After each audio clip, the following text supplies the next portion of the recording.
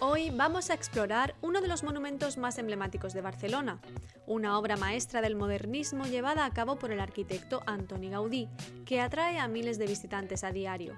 Quédate conmigo y descubre los entresijos de la Casa Batlló. ¡Comenzamos!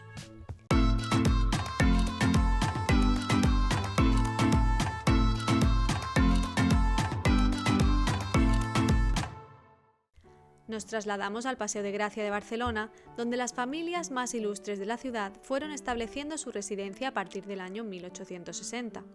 El edificio de la Casa Batlló fue construido por Emilio Cortés Sala, profesor de Antoni Gaudí, y posteriormente adquirido por Josep Batlló i Casanovas, quien encargó su remodelación a Gaudí.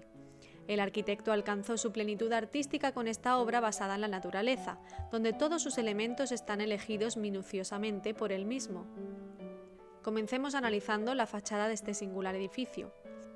A primera vista podemos observar una característica que la hace inconfundible: su superficie ondulada, compuesta por piedra, cerámica y vidrio como materiales predominantes, que junto con su espectacular mezcla de luz y color nos sumerge en un mundo de fantasía en el que podemos dejar volar nuestra imaginación para interpretar lo que el arquitecto quiso transmitir con su creación, cosa que nunca llegó a aclarar. Una de estas interpretaciones nos hace creer que la fachada de la Casa Batlló narra la leyenda de Sant Jordi, en la que éste con su espada mató al dragón que acechaba al pueblo para salvar a la princesa. Así, la parte inferior del edificio representa la entrada a la caverna del dragón. En la planta principal, los ventanales representan bocas abiertas gritando de terror y sobre ellas un murciélago con sus alas desplegadas. Los balcones de las plantas superiores se asemejan a las calaveras de las víctimas del dragón. En la parte superior se aprecia el dragón derrotado y cubierto de sangre que emana de la herida mortal producida por la espada de Sant Jordi, representada por la cruz de la torre.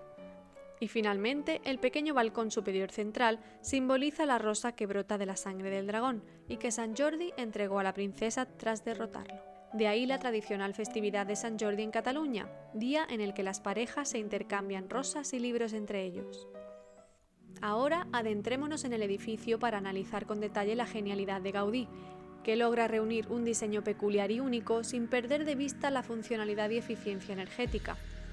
Este tour inmersivo, más que un tour, es una experiencia multidimensional en la que nos sumergiremos en la mente de Antoni Gaudí a través de la realidad virtual, sonidos tridimensionales, intervenciones olfativas, texturas que invitan a ser acariciadas, así como arte en movimiento con la plataforma giratoria que encontramos en la primera sala, en la que nos trasladamos al origen de todo, un momento revelador en la infancia del genio. Si no te quieres perder ningún detalle, te recomiendo la visita de realidad aumentada, en la que te facilitarán una tablet con la que podrás observar cómo la casa cobra vida. Puedes reservarla pinchando arriba a la derecha.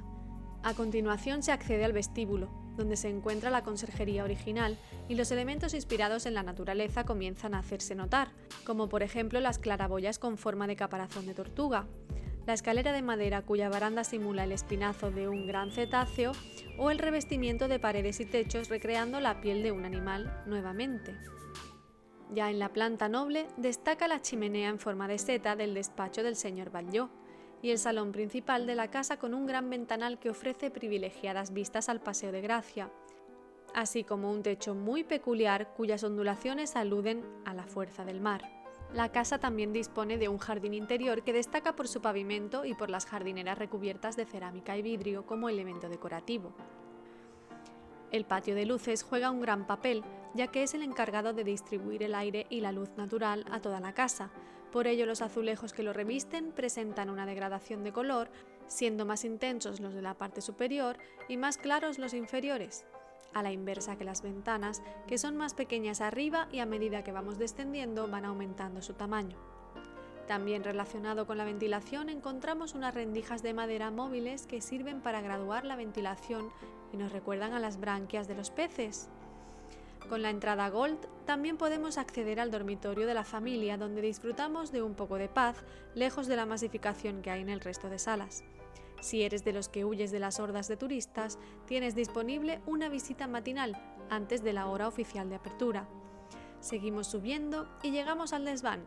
donde se situaban los trasteros y lavaderos de cada una de las viviendas del edificio, y debido a los 60 arcos que emulan el costillar de un animal, te sentirás en el vientre de un dragón si seguimos el hilo de la leyenda, o una ballena si continuamos en la línea de la inspiración marina. Desde aquí se accede al balcón que simula la rosa y puedes pagar para que te hagan la foto de rigor que luego podrás descargar desde la web.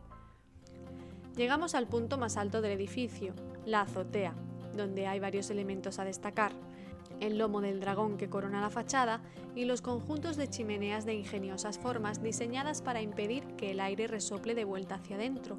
Además, podrás relajarte un rato contemplando este magnífico lugar mientras tomas algo al aire libre en el bar habilitado. Una vez comenzamos a descender, nos encontramos con unas majestuosas escaleras dotadas de cortinas de cuentas de aluminio que portan dos mensajes implícitos.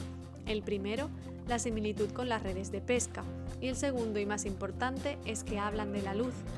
Por ese motivo, al inicio del recorrido en la azotea, los colores son más claros y a medida que se van acercando a la tierra se van oscureciendo. Y para finalizar, nos sumergimos en la primera experiencia 360 grados real del mundo, el Gaudí Cube, ideal para poner el punto final a esta visita tan especial.